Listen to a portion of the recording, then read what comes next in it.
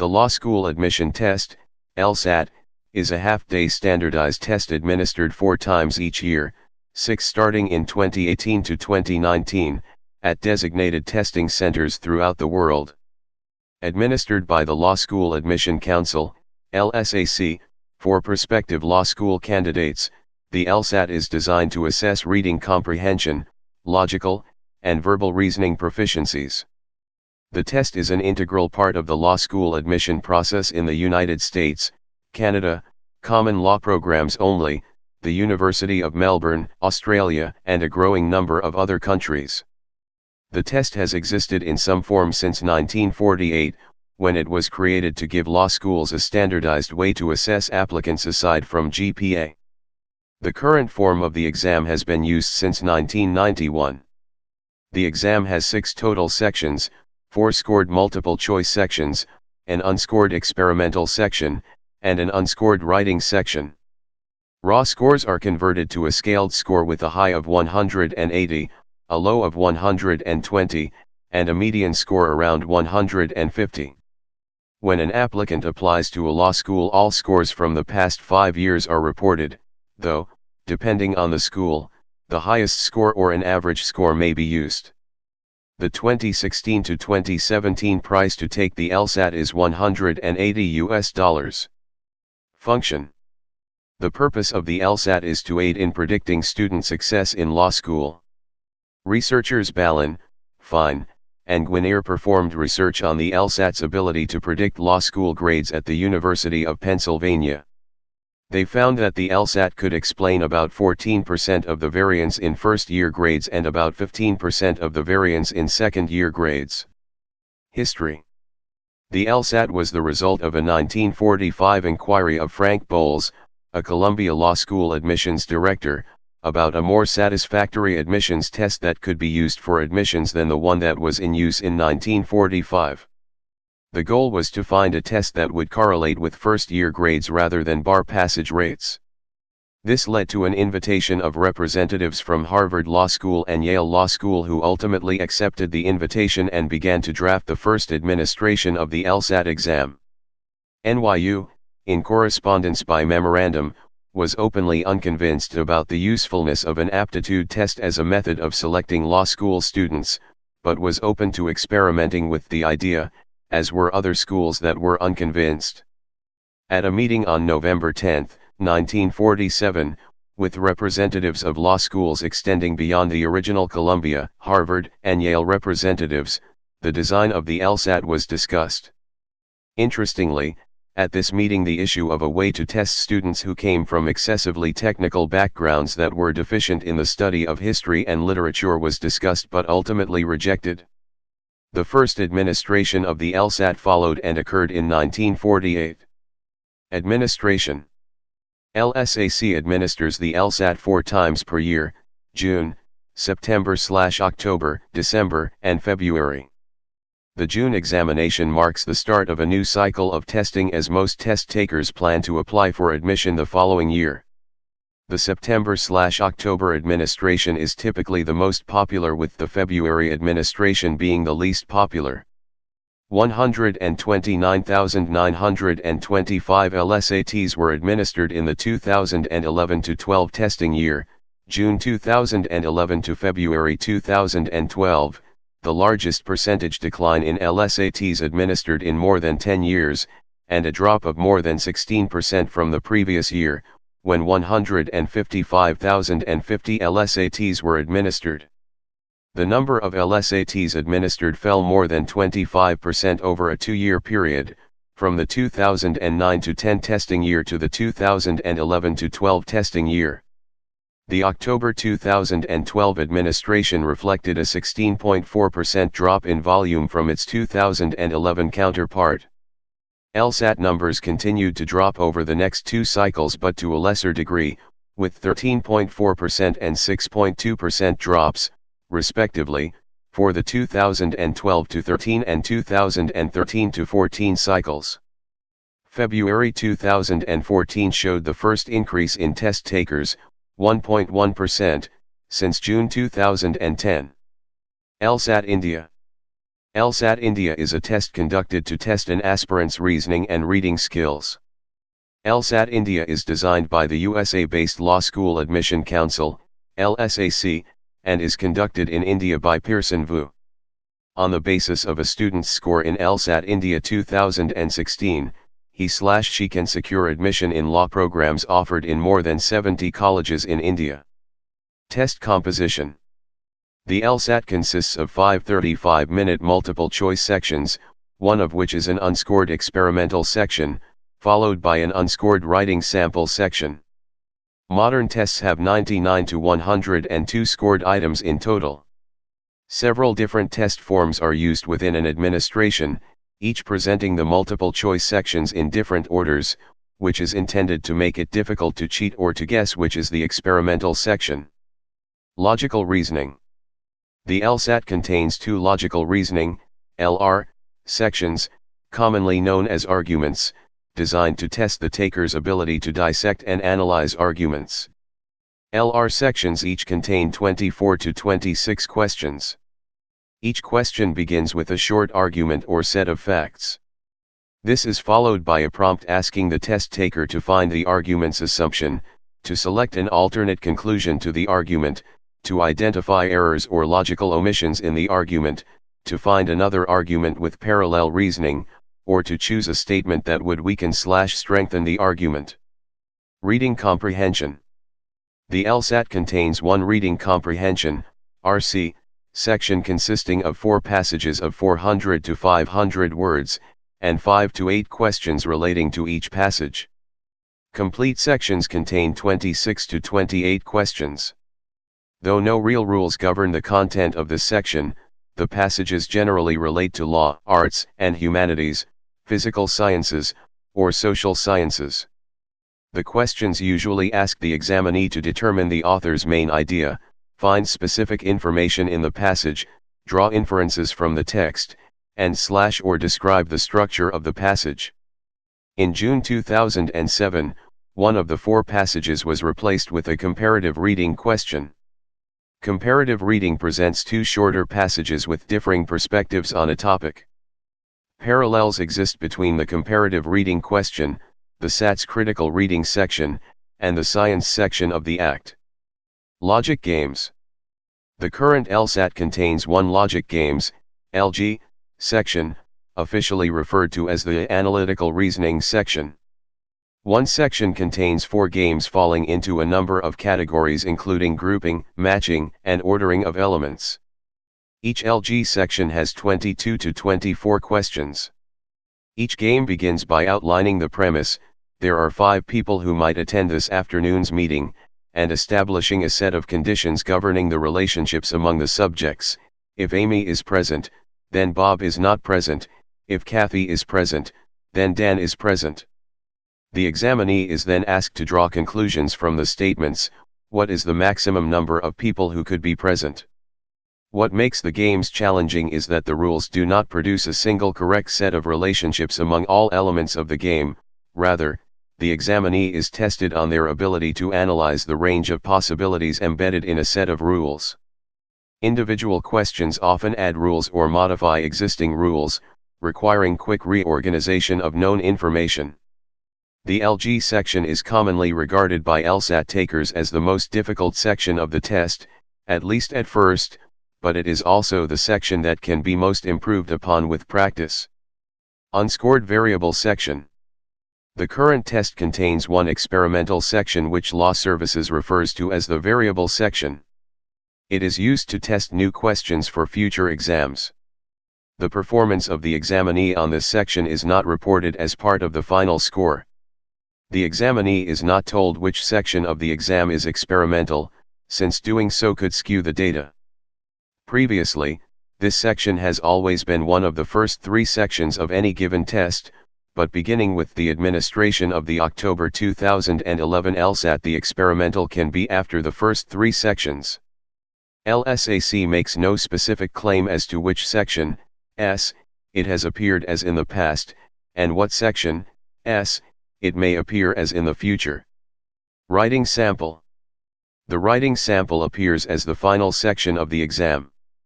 The writing sample is presented in the form of a decision prompt, which provides the examinee with a problem and two criteria for making a decision. The examinee must then write an essay favoring one of the two options over the other. The decision prompt generally does not involve a controversial subject, but rather something mundane about which the examinee likely has no strong bias. While there is no right or wrong answer to the writing prompt, it is important that the examinee argues for his/her chosen position and also argues against the counter position. LSAC does not score the writing sample. Instead, the essay is digitally imaged and sent to admission offices along with the LSAT score. Between the quality of the handwriting and of the digital image, some admissions officers regard the readability and usefulness of the writing sample to be marginal. Additionally, most schools require that applicants submit a personal statement of some kind. These factors sometimes result in admission boards disregarding the writing sample. However, only 6.8% of 157 schools surveyed by LSAC in 2006 indicated that they never use the writing sample when evaluating an application. In contrast, 9.9% of the schools reported that they always use the sample, 25.3% reported that they frequently use the sample, 32.7% responded occasionally, and 25.3% reported seldom using the sample. Preparation. LSAC recommends advanced preparation for the LSAT, due to the importance of the LSAT in law school admissions and because scores on the exam typically correspond to preparation time. The structure of the LSAT and the types of questions asked are generally consistent from year to year, which allows students to practice on question types that show up frequently in examinations. LSAC suggests, at a minimum, that students review official practice tests, called prep tests, before test day to familiarize themselves with the types of questions that appear on the exams. LSAC offers one free test that can be downloaded from their website. For best results, LSAC suggests taking practice tests under actual time constraints and representative conditions in order to identify problem areas to focus on in further review. For preparation purposes, only tests after June 1991 are considered modern, since the LSAT was significantly modified after this date. Each released exam is commonly referred to as a prep test.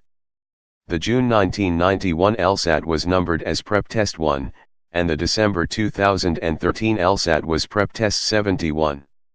Certain prep tests are no longer published by LSAC, among them 1 to 6, 8, 17, 39, and 40, despite the fact that they were in print at one time. However, these tests have been made available through some of the test preparation companies, which have licensed them from LSAC to provide only to students in their courses. For a few years, some prep companies sold digital copies of LSAT prep tests as PDFs, but LSAC revised its licensing policy in 2016, effectively banning the sale of LSAT PDFs to the general public. Some students taking the LSAT use a test preparation company. Students who do not use these courses often rely on material from LSAT preparation books, previously administered exams, and internet resources such as blogs, forums, and mobile apps. Scoring. The LSAT is a standardized test in that LSAC adjusts raw scores to fit an expected norm to overcome the likelihood that some administrations may be more difficult than others. Normalized scores are distributed on a scale with a low of 120 to a high of 180. The LSAT system of scoring is predetermined and does not reflect test takers' percentile, unlike the SAT. The relationship between raw questions answered correctly, the raw score, and scaled score is determined before the test is administered, through a process called equating. This means that the conversion standard is set beforehand, and the distribution of percentiles can vary during the scoring of any particular LSAT. Adjusted scores lie in a bell curve, tapering off at the extremes and concentrating near the median.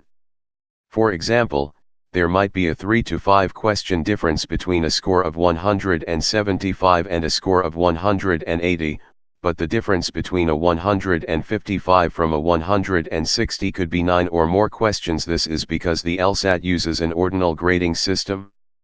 Although the exact percentile of a given score will vary slightly between examinations, there tends to be little variance. The 50th percentile is typically a score of about 151, the 90th percentile is around 165, and the 99th is about 173. A 178 or better usually places the examinee in the 99.9th percentile. Examines have the option of cancelling their scores within 6 calendar days after the exam, before they get their scores. LSAC still reports to law schools that the student registered for and took the exam, but releases no score. Test takers typically receive their scores by email between 3 and 4 weeks after the exam. There is a formal appeals process for examinee complaints, which has been used for proctor misconduct, peer misconduct, and occasionally for challenging a question. In very rare instances, specific questions have been omitted from final scoring. University of North Texas economist Michael Nieswiadomi has conducted several studies, in 1998, 2006, and 2008, derived from LSAC data. In the most recent study, Nieswiadomi took the LSAC's categorization of test takers into 162 majors and grouped these into 29 categories, finding the averages of each major. Mathematics/Physics 160.0. Economics and Philosophy/Theology, TI, 157.4. International Relations 156.5. Engineering 156.2. Government/Service 156.1.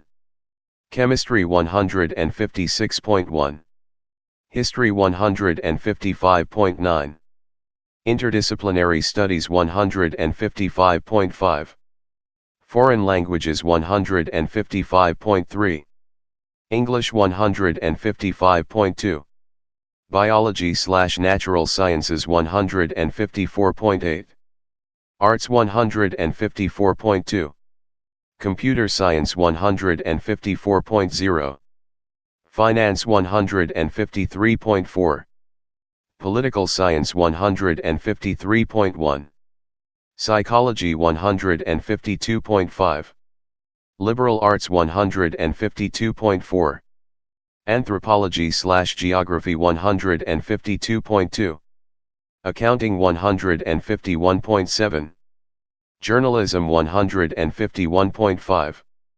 Sociology/Social Work 151.2. Marketing 150.8. Business Management 149.7. Education 149.4. Business Administration 149.1. Health Professions 148.4. Pre-Law 148.3. Criminal Justice 146.0. Use of scores in law school admissions. The LSAT is considered an important part of the law school admissions process, along with GPA. Many law schools are selective in their decisions to admit students, and the LSAT is one method of differentiating candidates. Additionally, the LSAC says the LSAT, like the SAT and ACT at the undergraduate level, serves as a standardized measure of one's ability to succeed during law school. Undergraduate grade points can vary significantly due to choices in course load as well as grade inflation, which may be pervasive at an applicant's undergraduate institution, but almost non-existent at that of another. Some law schools, such as Georgetown University and the University of Michigan, have added programs designed to waive the LSAT for selected students who have maintained a 3.8 undergraduate GPA at their schools. LSAC says its own research supports the use of the LSAT as a major factor in admissions, saying the median validity for LSAT alone is 0.41, 2001, and 0.40, 2002, in regard to the first year of law school. The correlation varies from school to school, and LSAC says that test scores are more strongly correlated to first-year law school performance than is undergraduate GPA. LSAC says that a more strongly correlated single-factor measure does not currently exist, that GPA is difficult to use because it is influenced by the school and the courses taken by the student, and that the LSAT can serve as a yardstick of student ability because it is statistically normed. However, the American Bar Association has waived the requirement for law schools to use the LSAT as an admission requirement in select cases. This may be due to the fact that an emphasis on LSAT scores is considered by some to be detrimental to the promotion of diversity among applicants. Others argue that it is an attempt by law schools to counteract declining enrollment. Most admission boards use an admission index, which is a formula that applies different weight to the LSAT and undergraduate GPA and adds the results. This composite statistic can have a stronger correlation to first-year performance than either GPA or LSAT score alone, depending on the weighting used. The amount of weight assigned to LSAT score versus undergraduate GPA varies from school to school, as almost all law programs employ a different admission index formula. Multiple scores. Students may take the test as many times as they wish. Prior to 2017, only 3 attempts were allowed in a 2-year period. Every score within 5 years is reported to law schools during the application process, as well as a separate average of all scores on record. When faced with multiple scores from repeat test takers, users of standardized assessments typically employ 3 indices: most recent, highest, and average scores in order to summarize an individual's related performance. How the law schools report the LSAT scores of their matriculants to the American Bar Association, ABA, has changed over the years. In June 2006, the ABA revised a rule that mandated law schools to report their matriculants' average score if more than one test was taken. The current ABA rule now requires law schools to report only the highest LSAT score for matriculants who took the test more than once. In response, many law schools began considering only the highest LSAT score during the admissions process, as the highest score is an important factor in law school rankings such as those published by U.S. News & World Report. Many students rely heavily upon the rankings when deciding where to attend law school. Fingerprinting Controversy. Starting October 1973, those taking the LSAT were required to have fingerprints taken, after some examines were found to have hired imposters to take the test on their behalf. A recent controversy surrounding the LSAT was the requirement that examines submit to fingerprinting on the day of testing. Although LSAC does not store digital representations of fingerprints, there is a concern that fingerprints might be accessible by the U.S. Department of Homeland Security. At the behest of the Privacy Commissioner of Canada, the LSAC implemented a change as of September 2007 which exempts Canadian test takers from the requirement to provide a fingerprint and instead requires that Canadian test takers provide a photograph. Starting with the June 2011 admission of the LSAT, LSAC expanded this policy to include test takers in the United States and Caribbean. LSAC therefore no longer requires fingerprints from any test takers, and instead requires that they submit a photograph. Please subscribe and thanks for watching.